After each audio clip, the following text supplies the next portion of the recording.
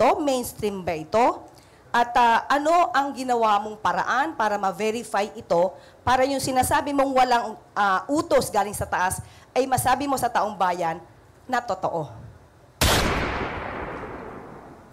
Kailangan natin tingnan ng mga pangyayari. Una sa lahat, napaka-obvious. Obvious sa social media, lumabas, kung ito yung pinatutukuyan nyo, ma'am, na may baril po ang mga pulis. Yan po. Excuse me po, I would like to cut Mr. Byron. My only question is, ano ang ginawa mo? Ayaw niya kung mapunta doon sa fake news nitong si Marcos Jr. kaya auto-cut. Grabe, ibang level ho talaga itong si Banat Bay. Dito sa video na to, makakadebate ho niya itong si Claire Castro. Kudos sa News 5 sa pagsasagawa ng mga ganyang klaseng debate sa social media at mainstream media para malaman ng ating mga kababayan kung ano nga ba ang dapat pagtuunan ng pansin ngayong mga panahon na to. Yung mga issue na tinatalakay noong mga vlogger o yung mga vlogger na tumatalakay sa mga issue. Ngayon ho kasi mga kababayan, masyado ho nilang dinidikdik ang mga vlogger ha. Nagkaroon na ho ng investigasyon dyan sa House of Representatives dahil sa pagbubulgar o sa pagtalakay ng mga vlogger na to sa mga tunay na nangyayari sa ating bansa na hindi naman ho kayang talakayin ng mainstream media. Pero bago ho yan, isang like at isang subscribe, masaya na ho tayo dyan. Sa mga gusto sumali sa ating community, yung join button nandyan lang ho sa baba. Nandito ho itong si Banat Bay, itong si Sir Orion Perez, yang si dating PCO Secretary Martin Andanar at yang si Claire Castro. Umpisahan na ho natin to. Matindi ho mga pag-uusapan natin dito sa video na to. Game! Salamat. Maraming salamat.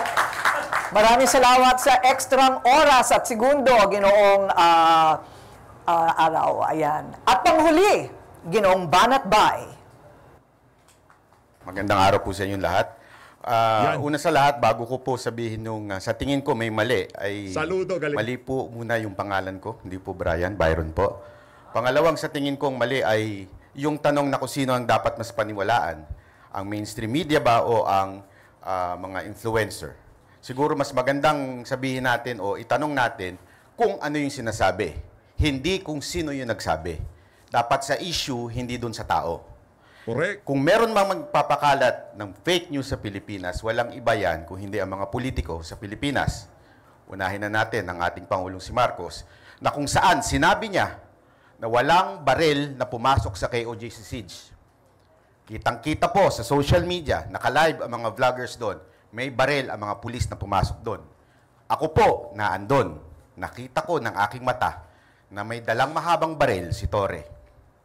Ang tanong ay ito, bakit ni isang mainstream media walang pumuna sa maling ito? Nako. Alam niyo ang sagot? Simple lang. Sabi nga ni Sir Verhel, organisado ang mainstream media. Organisadong hindi sila pwedeng magsalita kung walang utos galing sa taas. Pambihira, napakahusay ho ng mga argumento nitong si Sir Banat Bay. Opening salvo pa lang ho niya, panigurado talagang lahat ng argumento nitong si Claire Castro, siguradong tablado. Palakpakan ho natin. Yun ho talagang realidad ngayon sa ating bansa. No, imbis na pakinggan o siya sa atin kung meron nga bang mga punto yung mga sinasabi ng mga political vlogger, lalo na yung mga nakalinya kay dating Pangulong Rodrigo Duterte, tinatago kaagad sila ng fake news peddler. Imbis na pakinggan muna, saan ba nanggagaling itong mga individual na to? Ano bang pinaglalaban nila? Hindi ho. Sarado na ho kagad ang utak nitong mga politiko na to na kung saan automatic pagka nanggaling yan sa mga DDS vlogger, fake news yan. Diba? Ganun ho sila. Bayaran yan ng Pogo money. Di ba, ganun ho yung naratibong ipinapalabas nila sa social media, kaso hindi bumenta. Kasi nakita ho ng ating mga kababayan kung saan nanggagaling yung mga vlogger na nagsasalita laban dito sa administrasyon nitong si Marcos Jr. At hindi ho nasasagot yung mga ilinalatag na argumento. Kagaya nitong si Sir Banat Bay. Simple lang naman, punta ho kayo sa channel niya, napakahusay nyo yan. Maging tayo ho, talagang sinusubaybayan ho natin yan. Tuloy! Galing, galing. Maraming salamat, Ginoong Banat Bay. Ayan. Eto ho, tuloy ho natin mga kababayan. Okay, Tayo kay Sir ako po si Ryan. Ryan Perez Dumdum. Dati akong OFW sa Singapore, kaya iniidolo ko po itong si Lee Kuan Yew. At uunahin ko po na meron akong quote galing po sa kanya at susubukan kong gayahin ang kanyang boses. The Philippines press enjoyed all the freedoms, but they failed the Filipino people. A wildly partisan press helped Filipino politicians to flood the marketplace of ideas with junk and confused and befuddled the people so that they could not see what their vital interests were in a developing country. Malinaw po ang kondemnasyon na ginawa ni Lee Kuan Yew sa press ng Pilipinas. Ito po yung press na sinatawag natin ngayon, mainstream media. Marami po talaga ang mga pagkukulang sa mainstream media dahil paminsan meron talagang bias. Correct. Ang bias na ito ay lumalabas dahil paminsan hindi naiimbita ang ilang mga eksperto na may kakaibang sinasabi sa mga paborito nila. Pero ako rin po ay actually sa totoo lang ay hindi sumasang-ayon talaga dito sa proposisyon na kinakailangang ipagsabong ang dalawa dahil madalas nangyayari na may mga taong galing sa mainstream media ay meron ding social media presence. Sila rin ay actually social media influencers. Merong iilan na galing sa social media na later on ay naging tinatawag nating mainstream media anchor, katulad ng isa nating kaibigan na si Richard Heydaran. Alam kong ayaw niyan yung sabihin yung mga pangalan, pero katotohanan po ito at wala po akong sinasabing masama. Di ba? So, kumbaga, where do we draw the line? Right now, ako po, so-called social media person, nandito tayo ngayon sa mainstream media. So, ganun. Meron akong mga dating nasulat na na-feature ng the late Carmen Pedrosa sa kanyang PhilStar column. So, naging mainstream media po yung ilang mga sinasabi ko. So, yun lang po. Maraming salamat po. Maraming salamat po, Ginoong Dumdum. Eto, tuloy na ho tayo dito sa ano. Ayo, dito Okay. lahat may boses, lahat may laban.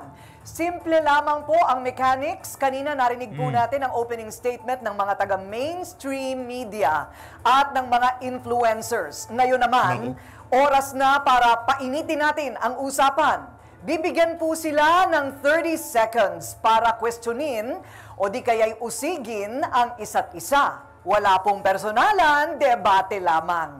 Pagkatapos Nice. niyan, may 1 minuto naman po sila para ipagtanggol ang kanilang panig. Kung gusto pang bumawi, ay may 30 seconds para sa rebuttal or final say. Lahat may chance magsalita. So, handa na ba kayo? Ayan, umpisa na po ang head-to-head harapan. Unahin natin si Ginoong Berhel Santos. Eto, si Ginoong Berhel Santos. Ayos ito, ayos. Tuloy. Bago natin pakinggan si Lee Kuan Yew, alamin Naku. muna natin kung sino siya. Konteksto. Yung Si Lee konteksto. Kuan Yew, collaborationist ng panahon ng Hapon. Pagkatapos noon, nag-install ng personal dictatorship sa Singapore. Pagkatapos noon, nag-install ng party autocracy, dictatorship din sa Singapore. Ang unang ginawa niya nung maging diktador, ay pakulong ang lahat ng kalaban. So, yun lang. Yun namang nagpupunta sa mainstream media na galing sa social media, dadaan lahat yan sa proseso, sa sistema, sa pag-uusig. Teka lang, para dito kay dito sa puti ang buhok na to. Para sa kung lahat ng diktatura ang magiging resulta kagaya ng Singapore, ganun na lang ho gawin natin. Anak ng tokwa, aanhin ho natin itong mga kalayaan na to kung ganito ang estado ng ating bansa. Diba? Pero ibang diktatura, kung tinutukoy nitong mama na to, bago raw natin pakinggan itong si Lee Kuan Yew, kesyo diktador siya, kesyo ganito, kesyo ganyan. Diba? Aanhin natin ang kalayaan sa malayang pamamahayag kung puro basura naman ang linalabas nila sa mainstream media. Tama, mali? Okay na ho yung approach ni Lee Kuan Yew. Ngayon, nasaan ho ba ang Singapore sa buong mundo? Nasaan ho sila ngayon? Isa ho sila sa makapangyarihan. Isa ho ang Singapore pagka nagsalita, pinapakinggan. Ang Pilipinas nasaan? Nandyan nga yung mga malayang pamamahayag, nandyan nga yung mga mainstream media 'Di ba? Meron mong kumbaga yung lahat ng gustong mangyari kung ika nga pagka ikaw politiko pagka pinasok mo yung mainstream media na yan, pagka meron kang naratibo, yun na lang ang maisusulong Aanino natin itong ganitong klaseng setup kung ang naging resulta ng ating malayang pamamahayag imbis na umangat ang pamumuhay ng sambayan ng Pilipino mas nalugmok pa ito. Mas mainam na ho yung ginawa ni Lee Kuan Yew. Kahit ano pang sabihin mo na diktador siya, yung ating nga hindi diktador. Lahat na lang ng kalayaan kinuha natin. Kaya yun, imbis na paglingkuran ang sambayan ng Pilipino, pinaglilingkuran yung mga politikong nagbibigay ng malaking halaga dyan sa mga mainstream media na yan. Hindi ho natin tinutukoy yung News 5, ano ho tayo, kudos ho tayo sa News 5 ngayong araw na to dyan sa ginawa nila na yan. Ayos. Marami pong salamat. Sunod naman, Meron pang nalalaman na kay siya diktador daw si Lee Kuan Yew. Tignan mo Singapore, Brad. Bago mo banatan, tignan mo ang Pilipinas at Singapore kung saan umabot ang pagiging diktador nitong si Lee Kuan Yew. Bago ka magbida-bida. ay si Ginoong Orion Perez Dumdum. O yan, sagot. Ito si Sir Orion. Okay, fake news po yung sinasabi na na diktador daw si Lee Kuan Yew dahil ang meron po sa Singapore ay hindi dictatorship kundi parliamentary form of government. Nako, Ang PAP fake news po ka. ay pwedeng matalo kung hindi sila magaling. Pwede silang matalo. Dati nga hindi naman sila yung yung nasa poder, dati Labor Front yun So, essentially, mali po yung pagka-characterize na masama kay Lee Kuan Yew. Let's look at the results. Maganda po ang nagawa niya. Kaya, bakit ba natin hindi pakikinggan ang mga sinasabi niya? Totoo naman Back then, masyado nating hindi, kumbaga yung mainstream media, kumukontra sa ilang mga reforma, katulad ng charter change, constitutional reform. For the longest time, laging pinapamukhang masama ang mga reformang kinakailangan ng Pilipinas. Bakit ba ganun? Ayusin sana natin to. Pero hindi mangyayari to kung masyadong biased ang mainstream media. Diba? Nako. Kaya ako, bilang isang reform advocate, I needed to use social media kasi hindi ako nabibigyan ng panahon na makapagsalita sa mainstream media. Ganun lang po. Ayos. Thank you. Marami pong salamat. Fake news pala itong si Lolo. Fake news ka pala. Hindi naman pala totoo yan. Parliamentary pala siya. Hindi sila dictatorship. Anak ng toko. Assuming dictatorship na nga. Kung doon dadalhin ang sambayanan, yung iyong mga kababayan sa pagiging diktadura mo, magiging isa sa mga makapangyarihang bansa sa buong mundo, by all means, magkaroon tayo ng Lee Kuan Yew diktador. Kung yung pagiging diktador niya, magkakaroon ng disiplina ang sambayan ng Pilipino, kagaya ng disiplina sa Singapore, by all means, ang susunod na henerasyon kailangan ng Lee Kuan Yew. Pambihira ka talaga, Lolo. Ayan si Lolo, Yan si Lolo. Yan siguro barkada ho ni itong si Atrasabante. Salamat. Pakinggan naman natin Salamat. si Ginoong Danilo Araw. Ito, Danilo Araw. Kay Pangulong Duterte, alam natin na napaka-polarizing na figure niya. At gusto kong itanong lang sa kanilang dalawa, sa pag-cover kaya ng pag-aresto kay Duterte, may pagkukulang kaya yung mainstream media o yung naging source kaya ng pekeng balita hinggil sa TRO, for example, na na-issue, saan kaya nanggaling ito? So, magandang malaman ang inyong opinion. Salamat po. At ito naman po, sagot ni Banat Bay. Pagdating po dun sa pag-kidnap sa ating dating Pangulong Duterte, sa tingin ko po ay talaga namang may mga mali doon dahil kahit po ibang mga abogado na hindi po kapanig ng Duterte ay sinasabing hindi dumaan sa due process. Alam naman po natin sa bayan natin, kahit anong paman ang ihusga sa iyo, kailangan kang dumaan sa due process. Simple lang, saan ho ba na-commit yung sinatawag nilang crime? Sa Pilipinas. So bakit hindi sa Pilipinas nilitis?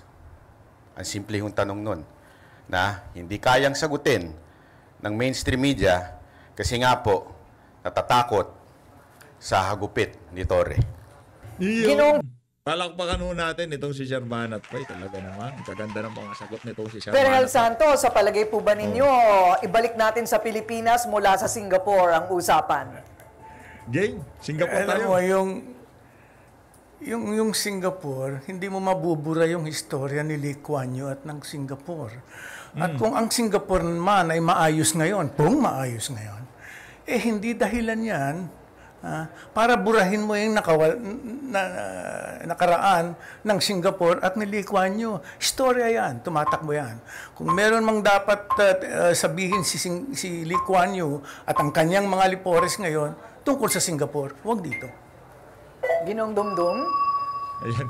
Well, ito po yung mga sinasabi nating fake news, yung junk na ginagamit ng mga ibang tao sa loob ng mainstream media sa Pilipinas na sinasabing to confuse and befuddle the people so that they do not know what their vital interests were in the developing country. Ang mga kinakailangan po natin sa Pilipinas ay maraming bagay na ayaw naman ng mga ibang katulad ni Sir Virgel na ang gusto kasi talaga niya ay yung so-called rambunctious democracy yata. Pero ang kailangan, for example, in Singapore, disiplina. Correct. Maayos na ekonomiya, yun yung mga mas importante. Di ba? Vital interests in a developing nation. Okay, Ayos. mula dito sa Ganda, mainstream media, Ginoong Virgel or Ginoong Araw? Tama ka, mainam na ibalik natin yung diskusyon sa Pilipinas sapagkat ayaw natin ng diskusyong Marcos, yung galawan. Lalo na kung napag-uusapan natin kung papipiliin tayo kung authoritarianism ba yan o demokrasya. There is no middle ground and there is no compromise as far as democracy is concerned, as far as our basic freedoms would be necessary.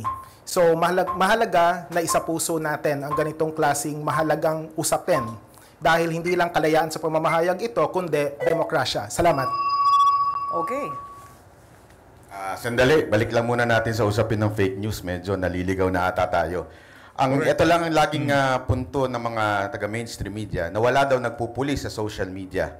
Ang tanong, hindi niyo po ba alam yon na meron nagpupuli sa social media? Simpleng tanong, sino po yung nagpupulis na tinutukoy ninyo para alam ng publiko? Go ahead. Kung ang bawat network, meron silang network, may mga boss. Diba? Mga reporter, may boss. Ang social media ay meron ding tinatawag na community guidelines. Doon sa platform na pinagsusulatan nila. Una yon na nagpupuli sa kanila. Pag naglabas ka ng fake news, tatanggalin ka. Kaya nga meron tayong tinatawag na fact checker. Yun ang nagpupulis. Pangalawa, ang nagpupulis doon ay mismong batas ng Pilipinas. Kumpleto, sapat ang batas ng Pilipinas tungkol sa cyber, crime, libel at defamation. Sapat na po yun. Ibang usapin yung cybercrime sapagkat ito ay sumasagka sa batayang kalayaan, hindi lang ng mga periodista, kundi pati na rin ng ordinary citizens. Panahon pa ng Aves de Rapina ay talagang na-weaponize na po yung libel. Community guidelines, hindi po siya masyadong nasusunod. 13 anyos ka dapat para makapag-create ng Facebook account, pero kahit 9 years old ka lang o 10 years old, nangyayari po yan. Hindi na nangyayari yan, Brad. Subukan mong gumawa ng account ngayon. Subukan mong gumawa ng account ngayon, napakahigpit ng paggawa ng account ngayon, lalo na sa FB. Naku, napakahigpit. Checking na sinasabi ninyo sa Meta, at least, tinanggal na po yan, at least sa Estados Unidos, may commitment sila to retain it here, but we don't know what's gonna happen in the future. Nagkakamali po tayo kung iisipin natin ang the only way to police social media is through authorities doing so. Nangyayari din kasi po yan na merong agad-agad mabilisang instantaneous na sagutan na nangyayari. Pag may isang taong nagsabi ng hindi totoo, may maraming taong lalabas dyan at magkasabi, mali po yung sinasabi niyan, ito po ang proof na mali. So, Correct. Instantaneous. Similar po yan sa sitwasyon na dati, meron tayong mga letters to the editor. Ito, mas instantaneous, mas immediate ang reaction, ang feedback na nangyayari. Maraming salamat po. Kagaya na lamang ho nung nangyari doon sa KOJC, di ba? Oh, sinabi ni Marcos Jr., wala daw armas yung mga pumasok sa KOJC. Lumabas yun sa mainstream media, di ba? Ginawan pa nila ng report, maya't maya talagang pinaplug nila na kesyo wala namang armas. Nagsasalita si Marcos Jr. Nagamit ho ang mainstream media doon sa balita na yon. Maya-maya sa social media, naglabasan yung mga larawan, mga video, na meron ho talagang armas yung mga sumugod dyan sa KOJC compound. Doon pa lang ho mga kababayan, kung fake news pala pinag-uusapan, dapat ho panagutin rin ho natin ang mainstream media. Kaso, pagka mainstream media naglabas ng fake news, bukas makalawa, nakalimutan na. Pero pagka vlogger ho, naku, maya't-maya, binabanatan ka. Ganyan ho yan, ipapatawag ka pa sa House of Representatives. Pero pagka sila naglabas ng fake news, wala na ho yun mga kababayan. Tuloy. Itong si Nagpupulis, si hindi Lolo. batas. Ang nagpupulis-pulis. Kaya yung social media, walang nagpupulis na pulis dyan. Dahil iyan ay individual na diskarte. Yan ay Sa inyo ba, sino nagpupulis sa inyo? Internal ombudsman nyo? Anong magpupulis-pulis? Kalokohan yung pulis-pulis yun. Nagpapakalat ka ng... minsan, mismo mainstream media, nagpapakalat ng fake news. Di nga nag-ierato. May hinahayaan lang. kanya-kanya. Ang pagkakaiba niyan, sa mainstream media, may sistemang pinapasok sa social media. Kahit sa mainstream media, kahit ka galing sa social media, pag sumwitch ka sa mainstream media, dadaan ka dyan. Gusto ko lang din pong linawin na may sobrang dami na rin mga mainstream media outlets na may presensya sa mismong social media. So nasa na nga ba talaga ang linya? Nasa na ba talaga ang delineation na ito? Yun po yung tanong eh. So, kaya nga actually, mali po yata talaga ang proposisyon na ipagsabong yung dalawa. Dahil parehong may mga pagkakamali, pareho din may mga tama. Ang tanong, sino dapat pakinggan? Ang nagre-research, ang naghahanap ng katotohanan, o yung hindi? Yun dapat ang tanong. Correct. Ganda ng mga punto nitong si Sir Ryan Dumdum. Ang tinitingnan hindi yung media person. Ang tinitingnan ay kung yung taong yun ay dumadaan sa isang proseso, sa isang sistema, sa ng pagsusuri. Pag hindi ka dumaan dyan, kahit na nanggaling ka pa sa social media, basta pumasok ka dyan, dadaan ka dyan. Iyon ang pinag-uusapan. Mga tuntunin, at mga palatuntunin, at saka mga standards. Yan ang pinag-uusapan. Gusto ko lang malaman anong sistema. Yung sistema na dapat paborable lamang sa Estado yung ibinabalita nila. Yung mga sistema na kung saan yung mga kalaban lang sa Estado, mga kalaban sa politika ng Estado, yun ang minamayat-maya nila. Yun ba ang sistemang tinutukoy nitong si Lolo ang puti ang buhok? Di ba? Hindi natin alam kung ano yung sistemang tinutukoy niya eh. Kasi yun ang nakikita natin eh. Ang mainstream media, minamayat-mayaho nila yung mga kalaban sa politika ng Estado. Pero yung mismong Estado, yung mga kapalpakan nila, yung mga kalukuhan na nangyayari sa ating bansa, minsan ini-SS pa nila yung mga panlulokong ginagawa ng tauhan ng administrasyon na kesyo hindi naman totoo yung marami ang kriminalidad sa ating bansa. 'Di ba? Yun ang naratibo nila. Yun minamayat-maya nila yung mga balita na yun. Kaso, napapack-check ko sila. Sino nagpapack-check? Sambayan ng Pilipino. Kaya wag nyo sabihin nagpupulis. Kayo nga, nagpupulis lang sa inyo. Yung mga ilang kachokarat nyo dyan sa network nyo eh. Yung nagpupulis sa mga vlogger, sambayan ng Pilipino. Yung mga manunood sa kanila. Pagka merong palsipikadong ilinabas at lumitaw sa social media, merong ilinabas na ebidensya na merong problema yung sinasabi ng vlogger na to, sigurado, masusoplak ko siya sa mga reader niya. Yun nung sigurado natin dito. Banatan mo, Sir Dumdum. Ano? Hindi tayo kasama, sumasama tayo, no? Siyempre, meron naman tayong gusto sabihin sa mga kabalbalan nitong si Lolo. Palibasa, siguro di marunong gumamit na social media, kaya gusto niya lahat na lang ng Pilipino sa mainstream media. Paano po ba nila nasasabi na kapag nasa social media ay hindi dumadaan sa proseso?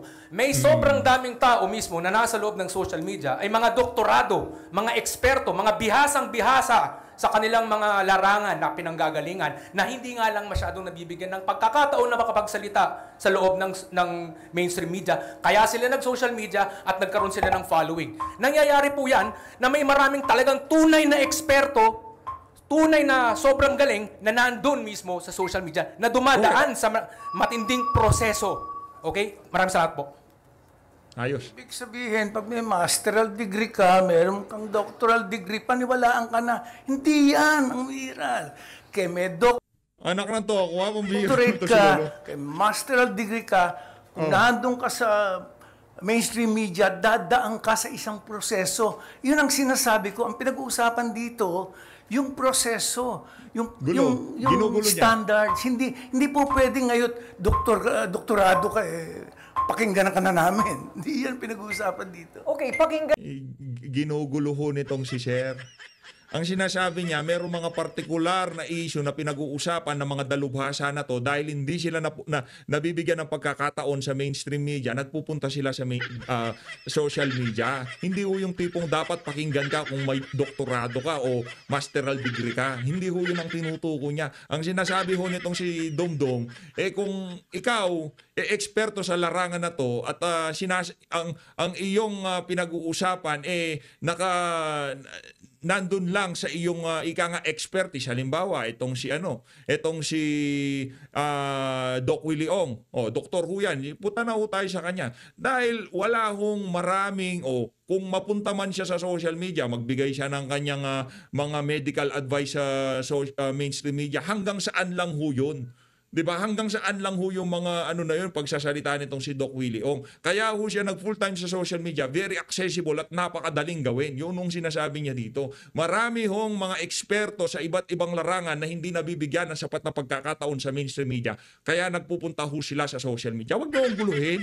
Ibig sabihin, hindi namin papaniwalaan yung ibang mga eksperto na yun sa iba't ibang mga larangan dahil nagsasalita sila sa social media. Ibig sabihin, kailangan pa nila magpa-accredited dito sa mga walang kwentang mainstream media na to kung saan man naaanib itong puti ang buhok na to. Kaya naman po Ginoong Banatbay, bago po tayo magpalit ng ating topic. Mukhang medyo naliligaw ata si Sir kasi parang ang sinasabi niya dito, yung proseso sundin at yung mga nagpupulis doon sa mainstream media. Ang tanong, hindi po ba nagkakamali yun? Ang lahat nagkakamali, pero mas malamang magkamali, walang proseso. Ang lahat nagkakamali, pero wala kang standards, wala kang proseso, wala kang sistema. Mas malamang kang magkamali dahil nag-iisa ka eh. Okay, sige po, huling hirit. Maganda yung sinabi ni Sir, nagkakamali ang lahat daw, ang mainstream media. Ang pinagkaiba, sa social media, kaya mong i-correct within minutes yung pagkakamali. Sa mainstream media, kinabukasan mo pa i-correct dahil ipapaalam mo pa bago ka pa maglabas ng erratum. Correct. Kaya sa tingin ko, mas maganda kung pakikinggan natin lang lahat ng side. Mabilis naman maibago kung sakaling nagkamali ang social media. May mga Correct. pagkakataon na ang mga social media influencer ay pinagpipilitang mali ang isang mali, hindi binubura at pinagpipilitang tama sila. At dito, makikita natin ang isang willful ignorance din with regard to how the media work. Ang mga social news media organizations, yung mga may Facebook, may Twitter, etc., mabilisan din yung pag-correct, lalo na kung kinakailangan ito. Siguro yung tinutukoy mo, yung mga magazine at mga dyaryo na kinabukasan pa o sa isang linggo pa makakapag-issue ng erratum. Isang salita lang, iba ang gatekeeping sa censorship. We go for gatekeeping. Salamat. Bali, totoo naman na sinasabi niya, sa totoo lang. Marami naman ho talagang mga vlogger ngayong mga panahon na. Totoo yung sinasabi nitong si Sir.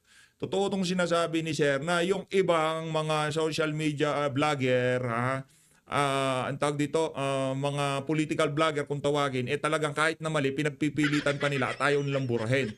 Ilan lamang ho yan, yung mga Italianista at Ensaymada, pero pagdating sa hanay ng mga DDS vlogger, wala hong ganyan. Pagka mali, mali kami. Pagka tama, tama. Pagka mali ho ako, pangalawang video, sasabihin ko na mali ako.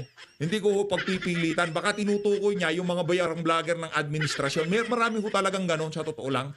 Yung mga tipong nakikita nila ang kamalian ng administrasyon, pilit pa ho nilang tinatayuan at pilit pa ho nilang pinagtatakpan. Totoo naman ho yan. Meron ho talagang ganon sa social media at meron din hong ganon sa mainstream media. Meron ganon sa social media at meron din hong ganon sa mainstream media. Tuloy. Okay, sa ngayon, pakinggan naman po natin ang posisyon ni Ginoong Orion Perez Dumdum kaugnay po ng opening statement ng iba pang mga panauhin natin. Meron pa po bang gustong mag-react tungkol sa mga opening statement kanina? Well, actually, I'm just going to, mag-a-add lang naman tayo. Ang sasabihin ko talaga, hindi siguro dapat talaga ipinagsasabong yung dalawa.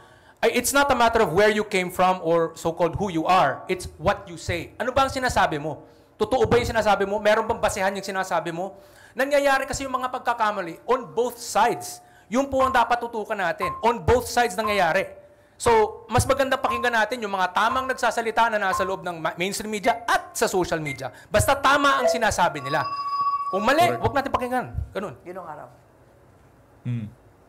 Maraming salamat sa sinabi mo. Ang nuance lang dito ay yung usapin ng katotohanan. Kung babasahin ang libro ni Edmund Lambeth na pinabagatang Committed Journalism, An Ethic for the Profession, sinabi niya rito na may dalawang klase ng katotohanan. Ito ang factual accuracy at contextual accuracy. Factual accuracy, madali nang i-define yan. Ito ay tungkol sa tamang datos. At ang contextual accuracy ay tungkol naman sa pagsusuri. May posible na ma-fact check ka kung mali ang pagsusuri mo batay sa mga datos. Sapagkat kaya nga sa filosofiya, meron tayong tinatawag na logical fallacies. Credentialism, ad misericordiam, there's the whole list of fallacies. At sa usapin ng trolling, hindi lang naman yan usapin ng inflammatory remarks, kailangan ding malaman ng publiko yung bagong termino ngayon, ito yung sea lioning. Kunwari matalino, pero nililihis naman yung diskusyon at napakarami po noon, unfortunately. Hindi ko na lang papangalanan. Salamat. Dami mo sinabi. Ang dami mong libro-libro, mga teorya-teorya, ang dami mong... Diba? Punahin nyo muna yung mga kabalbalan ng administrasyon. Ilabas nyo muna, i-report nyo muna yung totoong estado ng ating bansa ngayong mga panahon na to. Ano nyo muna, paglingkuran nyo muna ang sambayan ng Pilipino. Diba pork state kayo? Bago nyo kami pabidahan ng mga terminolohiyang yan, siguraduhin nyo muna na ang interes ng mga mainstream media na to, interes na sambayan ng Pilipino, hindi interes ng mga ilang politiko. Kung makapagsalita, kala mo talagang, pero tunog siya, katunog niya itong si Raul Manuel. Parang ganun yung pagsasalita niya. Game, Banat. Ang gusto ko lang sabihin tungkol sa kaninang sinabi ay patungkol dun sa parang ina-assume ka agad, gine-generalize na pag ang social media ay nagkakamali. Medyo sabit po ata yun. Wag ho natin i-generalize. Tulad na lang din po ng sinabi ni Professor kanina na nag-iyakan daw yung mga vloggers dahil hindi nila mapagtanggol yung kanilang sinabi sa kamera. Nag-iyakan po sila kasi natatakot lang makontempt. At no choice, kailangan umapir doon. Correct. Tama ka, nag-iyakan dahil takot makontempt at nag-iyakan din dahil sa mga nangyari doon sa mismong pagdinig. Siyempre, kapag kakakausapin mo sila, sasabihin nila, kaya nilang ipagtanggol, I stand by my story, etc., etc. Pero kung ito ay sumusunod sa pamantayan o yung normatibong pamantayan ng responsableng pagsusulat, ang kailangang ginawa ng kahit na sino, periodista man yan o vlogger, either mag-apologize, i-edit ang post, lalo na yung daw at di umano. Walang lugar ang daw at di umano sa periodismo. Salamat. Teka lang. Maya ginagamit yan itong nitong mga reporter, di umano ng di umano. Paano walang lugar yan? Pangbihira, tama na yung una na nag-iyakan sila dahil natatakot makontempt, yun lang yun. Pero kung ipapaliwanag nila yung kanilang mga post, mapapaliwanag. Kaso kahit anong pagpapaliwanag nila, hindi rin naman tatanggapin nitong si Jude Asidre at nitong si Benny Abante. Yun ang konteksto nun. Wala na maraming cheche-bureche. Kayo ba naman makukontempt? Yung iba, meron pang inaalaga ang mga ina. Di ba? Tuloy.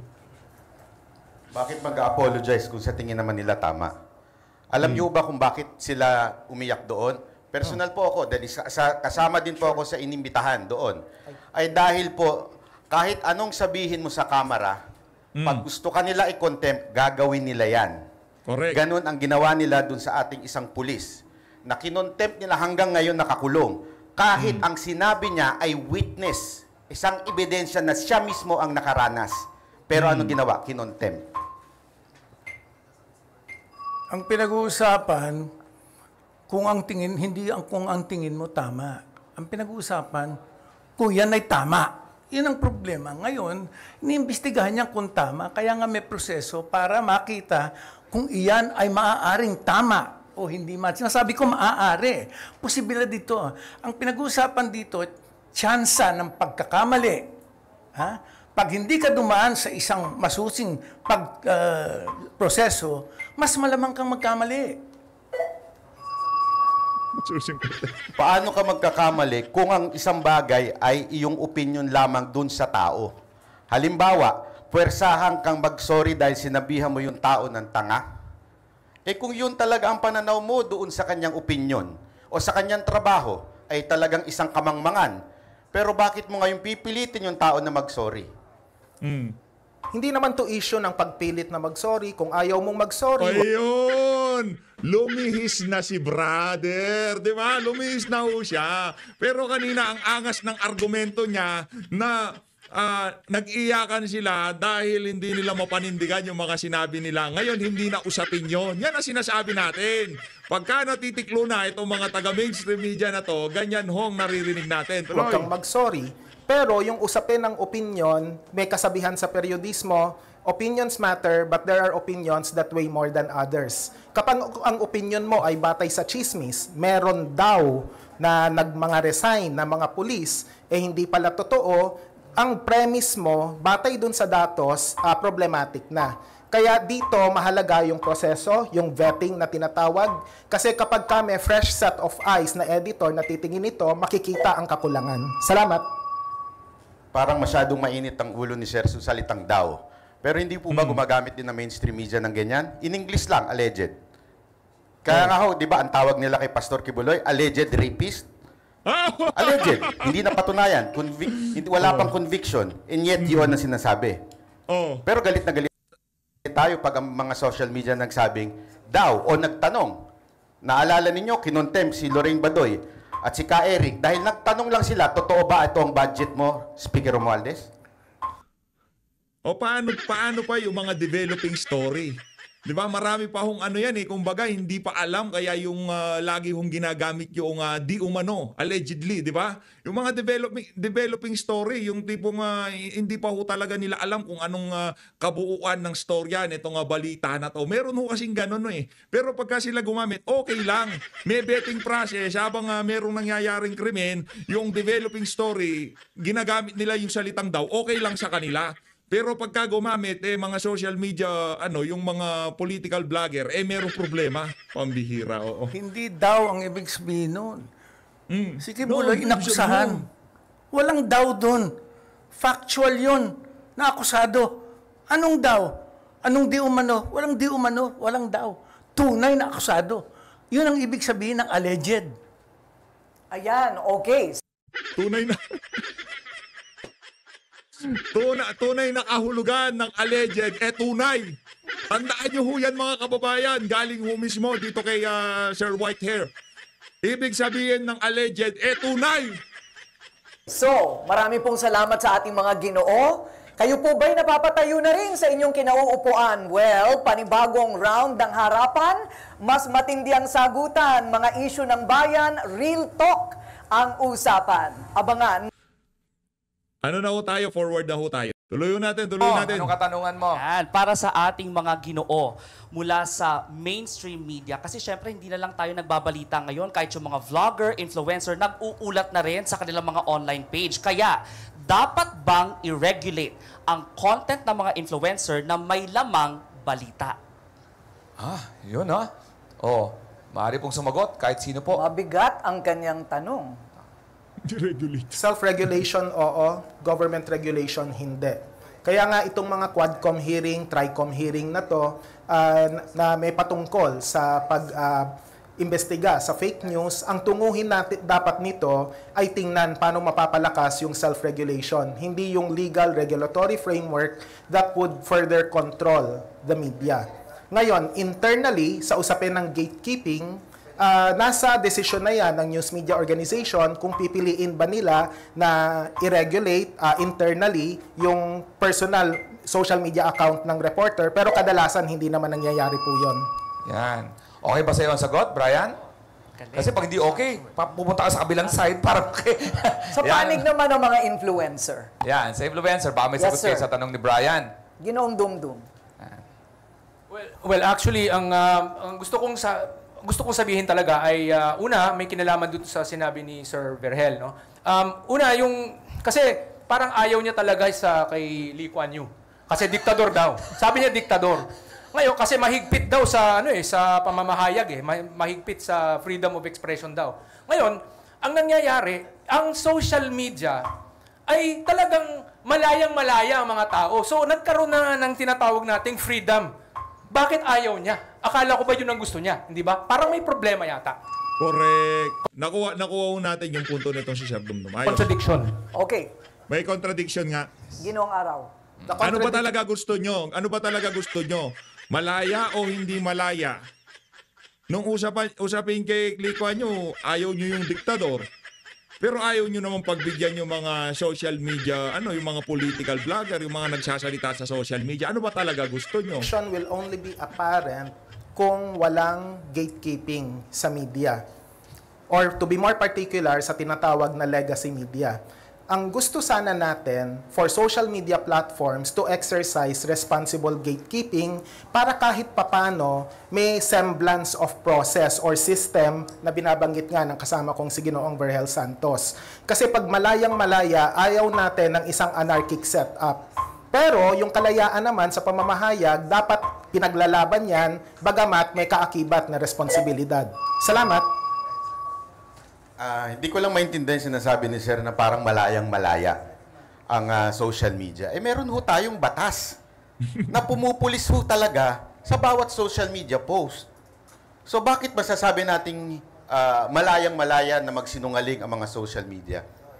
Kung meron naman din tayong batas na sapat na sa tingin ko, yung sinasabi ni Sir na regulation, sa tingin ko sapat na po ang batas natin para ma-regulate ang lahat ng tao. Sa katunayan, hindi nga po pwedeng gumawa ng batas na laban sa freedom of speech na sa Bill of Rights natin po yun. Okay. Siguro mula naman sa ating mga panelist, si Ginoong Martin Andanaray narito. Meron po ba kayong Ito na. opinion o tanong? Maraming salamat, Ate Kuning. Magandang gabi po sa inyong lahat. I agree with Sir Vergel na mas organized at mas merong specialized training ang traditional media.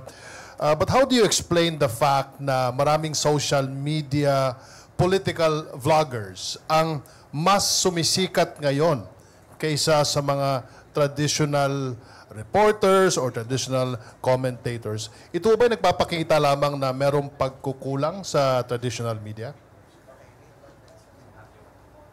Maaring may pagkukulang. Maaring ding yan dahilan sa kultura. Anong klaseng kultura meron tayo? Meron tayo ang kultura ng butante ngayon. No? Yung mga partisans, either fanatical or cultish. Baka yan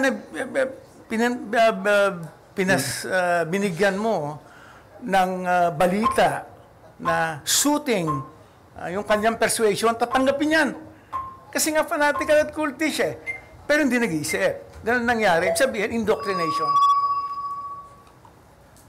Maaari po. Siguro ang gusto kong masabi dito ay nagkakataon na sa social media kasi wala po tayong mga yung tinatawag na time limit o yung mga space limitations ng mga newspaper na I'm sorry, kinakailangan ganito lang kahaba ang article. So, maraming nangyayari na may mga talagang tunay na bihasa, dalubhasa, talagang eksperto sa kanilang fields na nakakapagpahayag ng kanilang mga kaalaman sa social media. Kaya sila napapakinggan. Katulad ni SAS, for example, SAS Rogando Sasot, when it comes to international studies and relations. So, ganun po. May mga ganung klaseng mga eksperto na bibigyan sila ng more chance na makapagsalita doon.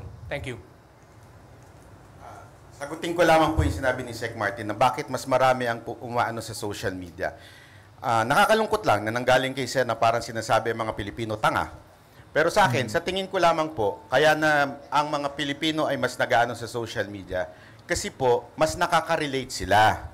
At the same time, they can say kung ano yung nararamdaman nila doon sa specific topic. Unlike sa mainstream media, hindi naman sila pakikinggan. Kasi syempre, isang organisado sila, opisina. Hindi katulad sa social media, mas personal. Ayan. Yun din ang obserbasyon natin dito sa PH Update.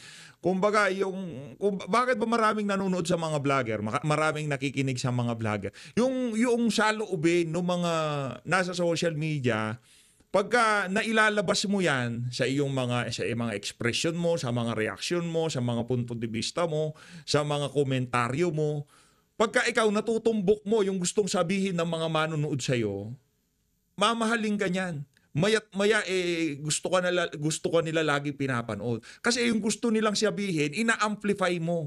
Hindi kagaya dito sa mainstream media, kahit anong comment mo pa diyan, kahit anong message mo pa diyan sa kanilang social media, diyan sa kanilang mga website, wala ho silang pakialam. Kasi nga organisado. Nakikinig lang ho yung mga yan doon sa mga politiko na kung saan merong porsyento na share sa mga kumpanya nila o di naman ho kaya kaibigan ng mga amo nila dyan sa mga mainstream media na yan. Sa social media ho, iba ho. Halimbawa dito magkakaroon ng mabilisang interaksyon between sa host at saka dyan sa mga manonood. Pagka-upload ho, makikita ko na kagad kung ano sentimiento ng mga nanonood sa atin dito sa PH Update. Yun ho ang wala sa mainstream media. Kaya di ka taka-taka kung bakit mas maraming nanonood ngayon sa social media kaysa sa mainstream media. Yusek Claire, hindi ba Naku, ito parang na. okay This is naman it. na ang opinion? Right? At kadalasan sa social media, opinion. Pero paano naman yung tinatawag na tahasang kamalian o kasinungalingan? Yes, very clear naman. Makikita naman natin kung ano ba yung disinformation, ano yung fake news. Example na lang, sabihin natin dito ito ay nasa... Madam, umayos ka. Political vlogger ka din. Wala ka sa mainstream media, kaya't ayus-ayusin mo yung mga isasagot mo dyan. Meron kang YouTube channel. Meron kang FB. news Ayus-ayusin mo. naman, hindi naman kailangan na sabihin na wala dito. Yung tungkol sa pinag-utos di umano ng Supreme Court. Ayaw yang di umano na yan. Huwag mo sasabihin yan. Bawal yan. Ibig sabihin ng di umano, totoo. Yun ang ibig sabihin nun. TRO. Pero wala naman. Mismong Supreme Court ang umalma rito. Yung palang tahasang fake news na yon. So, hindi naman pinag-uusapan dito ang opinion. Yun ay factual. So, maliban doon, kitang-kita kagad na merong mali siya sa pagbibigay na ganitong klaseng fake news or disinformation. Okay, so would you like to react sa kanila pong sinabi? Oo. Kaya kanina, sabi nga natin, siguro kaya yung social media influencers ay nasasabing hindi organisado. Dahil unang-una pa lang, meron ditong house rules na huwag babanggitin. Sana ang mga events o tao o okasyon na hindi kasama rito sa itong ating programa ngayon. Pero tanungin ko na po, si Mr. Byron, Ito na. you live to your name. You live up to your name, Banat. So when you said na walang utos galing sa taas, okay, paano mo, o hindi, ano ang ginawa mo to verify this? Meron ko bang pinatutungkalan? Network ba ito? Mainstream ba ito? At ano ang ginawa mong paraan para ma-verify ito para yung sinasabi mong walang utos galing sa taas ay masabi mo sa taong bayan na totoo? Kailangan natin tingnan ng mga pangyayari. Una sa lahat, napaka-obvious. Obvious sa social media, lumabas, kung ito yung pinatutukuyan nyo, ma'am, na may baril po ang mga pulis. Yan po. Excuse me po, I would like to cut Mr. Byron. Apa. My only question is, ano ang ginawa mo Ayaw niya hong mapunta doon sa fake news nitong si Marcos Jr. kaya auto-cut. to verify na walang galing na utos o walang utos na galing sa taas? We don't have to mention the event. I just want to know ano yung ginawa mo para malaman mo kung may katotohanan na walang utos sa taas. Did you ever communicate with the owners or kung sino man yung taas na sinasabi mo? Ma'am, pinapaliwanan ko nga po, bago po ako naputol, pinapaliwanan ko na mga yung circumstances, sa tingin ko, opinion ko, ay organisadong hindi po pinalabas sa mainstream media yung reaksyon na sandali, may mali ata doon sa sinabi ng ating Pangulo. So it's only your opinion. So you do not have any proof to prove na walang utos galing sa taas kasi yun yung sinabi mo and you're making it factual. So as of the moment, it's just your opinion, correct? Ma'am, wala po ako sinabi na factual. Paulit-ulit ko po sinasabi na it is my opinion. No, kanina po sinabi niyo po kanina na meron kayong nakausap at sinabi na hindi yan na ilabas dahil ang sabi, walang utos galing sa taas. So is that your opinion? Ma'am, wala po ako sinabing may nakausap ako. Oh, so in other words, is that your opinion? Yes, ma'am. It's So my opinion. this is not factual? Yes, So ma'am. you cannot prove itong statement mo na walang utos galing sa taas? Yes, ma'am. Ang sabi ko nga po ay paulit-ulit, kanina pa po, Tostado ka ay dito. opinion po lamang ito. Kahit po ako nagbablog po, laging nagre-react lamang po ako sa balita ng mainstream. Correct. At sinasabi ko pong ito'y aking opinion. Correct. Sa periodismo, hindi po pwedeng sabihing opinion lamang. Maraming magagalit na mga editorial writer at saka mga kolumnista kasi ang opinion ay batay po sa empirical na datos. Hindi papasa sa thesis defense ang estudyante na magsasabi na ito ay opinion ko lamang, galangin po ninyo yung opinion ko. Maling-mali po na ang datos ay isasantabi para lang maglahad ng opinion para makapag-chase ng clout at makapag-chase ng viewers. Salamat! Pero ang tanong ko po, Oy, brada, napaghahalata kita. Salamat. Sabi ko na nga pa, kagalawan doon itong si Rolando. ibig po bang sabihin nun, bawal na magbigay ng opinion sa social media? Hindi bawal pero mali. Mali ang magbigay ng opinion. Kung hindi batay sa datos. Ganon kasimple. Mali. Ganon siya kamali. Kasi maraming malalasong isipan kapag ang opinion ay hindi batay sa katotohanan. Hindi bawal, mali. Salamat. Teka lang, halimbawa, eto may nag-uusap-usap kayo, balita, rinireakan ko. Ano? Maling magbigay ng reaksyon, maling magbigay ng saloobin sa mga nangyayari sa ating bansa. Halimbawa, hindi ako sang-ayon doon sa aking nakikita. Mali ho ba yun? Pambihira, oo. Okay, Professor Dennis Coronacion.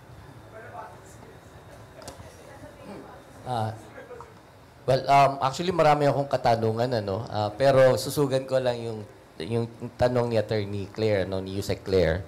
Interesado akong malaman kasi at least dun sa traditional media, they're very transparent kung ano yung proseso o sistema pinagdadaanan.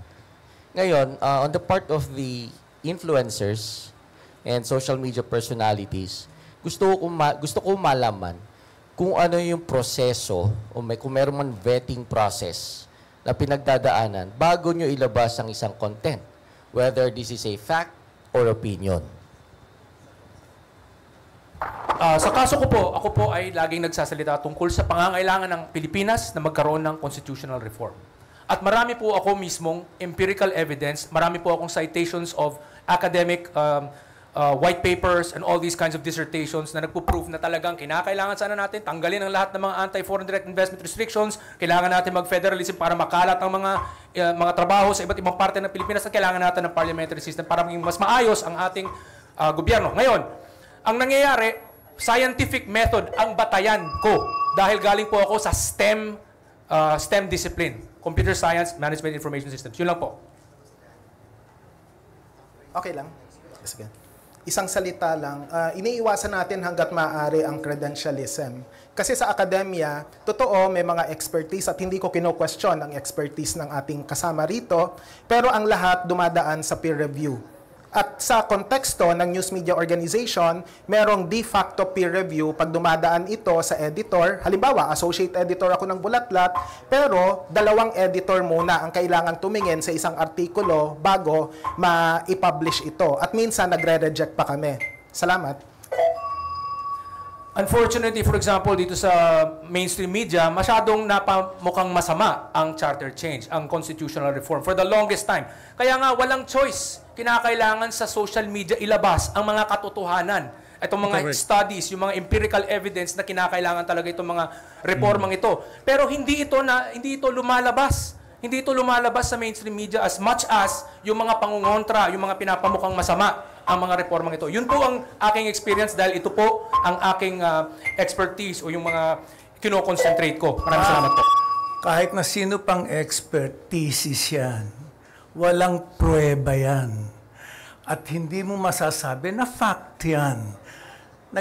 Kaya ang inilalaban mo, ang iyong credentials. Medyo talon-talo ko rito, wala akong kolehiyo eh. So, hindi yan ang pinag-uusapan. Anong meron ka? Wala kang kolehiyo, anong meron ka? Impluwensya?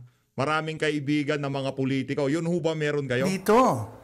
Iyan, opinion lamang lahat yan. So, hindi mo pwedeng ipasa na iyan dapat tanggapin dahil sa iyong credentials. Hindi totoo yan. The right honorable gentleman has made a mistake in saying that this is all about credentialism. This is not about credentials. It has nothing to do with me. Walang kinalaman to sa akin. Wala tong kinalaman sa credentials ko. Ang pinag-usapan ko ay yung scientific method. Yun po yung ginamit kong proseso na kinakailangan empirically based. Nandyan ang napakaraming mga academic sources na minimension ko. Hindi dahil sa ako po ay eksperto. Wala nga, hindi nga ako eksperto. Hanggang bachelor's lang ako ng computer science at saka management information system. Kumbaga, alimbawa dito, kahit sinong maglahad doon sa mga datos na ilinalahad nitong si Sir Orion Dumdum, ano ho yun? Yun ho yung mga ebidensya na talagang itong kasalukuyang sistema natin, ilang dekada na ho tayong binibigo. Yun ho yun. Wala po akong masterado, wala po akong PhD. Ordinaryong tao lang po ako. Yun lang. Ang scientific process po, ulitin ko lang, kailangang reviewin yan ng iba pang mga tao. Kaya nga yung mga preprint na mga publication, hindi masyadong siniseryoso. Hindi natin sinasabing hindi totoo, pero hinihintay natin yung actual na pagre-review. Sa periodismo, ulitin ko lang, kailangang dumaan sa tamang proseso ito. Hindi porke may alam ako lang ang masusunod. Hindi porke ako ang boss chief, ipapublish nyo na basta-basta yung artikulo ko. May Iyon ang problema sa sistema ng mainstream media. Kahit totoo pa ang sinasabi mo, pagka dumaan ito yan sa mga nagre-review, kung alimbawa merong tatamaan dyan na interest na kung saan kaibigan nung nagre-review, automatiko hindi mapapublish yan. Yan ang problema. Di ba, hindi ho nila ilalatag sa sambayan ng Pilipino, ilalabas yung mga ebidensya para pumili ang ating mga kababayan kung ano nga ba ang maganda sa ating bansa, kagaya na lamang sa ilinalabas nitong si Sir Orion Dumdum, di ba? Sila ho, alimbawa, yung mga nagre-review, kaibigan niya nitong si Tamba, kaibigan niya ni Kokak, di ba? Automatic ko, kung ano man yung dapat na maipublish na yon na magkakaroon ng kamalayan ng ating mga kababayan, hindi ho maipapublish. Dahil yan sa pagiging organisado ho nila. Kaya kung tawagin yan, news cartel. Malacanang news cartel. Diba? Meron nung ganyan, di ba? Kasi ano, kinakartel ho nila Yung tipong, hindi pwede yan, mayayari tayo dyan. Merong merong tatamaan dyan yung kaibigan natin dyan sa Malacanang, dyan sa House of Representatives. Pagka review ho ng mga editor. Ngayon, kahit walang katotohanan, pagka yan dapat siraan, lahat ng alleged, lahat ng di umano, sigurado lalabas yan kay Vice President Sara Duterte. Kung makapag-report yung mga mainstream media na yan, akala mo yung confidential fund ni VP Sara, talagang winaldas ho niya, yung sinira niya. Kung makapag-report ang mainstream media, meron di umano, allegedly, yung Kokoy Villamin, Mary Grace Piatos, allegedly, ano ho bang factual doon sa mga yon? Ano na ho bang napatunayan? Wala ho. Pero kung ilabas ng mainstream media, kaya doon ho tayo nagkakaproblema. Huwag nyo kami mapabidahan sa mga ganyan yung proseso po yan. At kung ako naimbitahan nyo dyan, ako talaga naman. Ayun na nga mga kababayan, dito na natatapusin ang ating reaction video. Medyo mahaba na ho itong video natin. No? Kung maabot kayo sa bahagi ng video natin na ito, isang like at isang subscribe. Masaya na tayo dyan. Sa mga gusto sumali sa ating community, yung join button, nandyan lang ho sa baba. Maraming salamat ho mga kababayan. Mabuhay ho kayo lahat. Mahalin natin ng Pilipinas.